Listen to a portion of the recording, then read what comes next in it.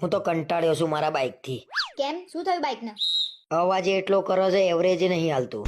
અને સાધન સારું ના હોય ને એટલે ચલાવવાની એ ના મજા આવે. હા તો નવું લેવું હોય તો નવું લઈ લો.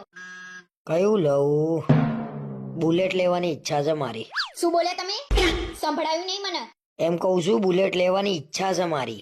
બુલેટ લેવું નહીં, કાન ખોલીને સાંભળ પેલા.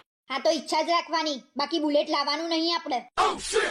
અપાચી તો લાવવા દે કે નહીં? ચૂપચાપ સાઈન લઈ લેવાનું. આટલા મોંઘા બાઇક લઈને હપ્તા ભરવાના, પેટ્રોલ ના ખર્ચા. અરે ભાઈ, મોંઘું બાઇક હોય ને તો આમ 4 જણાના લાગે તો મોંઘું બાઇક છે, આમ રોલા પડે. હવે રોલા પાડવાની જગ્યાએ તમારા શરીર ઉપર ગોબા પડી જશે. મારા શરીર ઉપર કેમ ના ગોબા પડી જશે?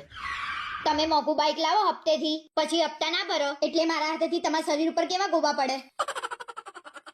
એટલે ટૂંકમાં હું બજારમાં પૈસા વાળો લાગુ એ તને ગમતું નહીં એમ ને?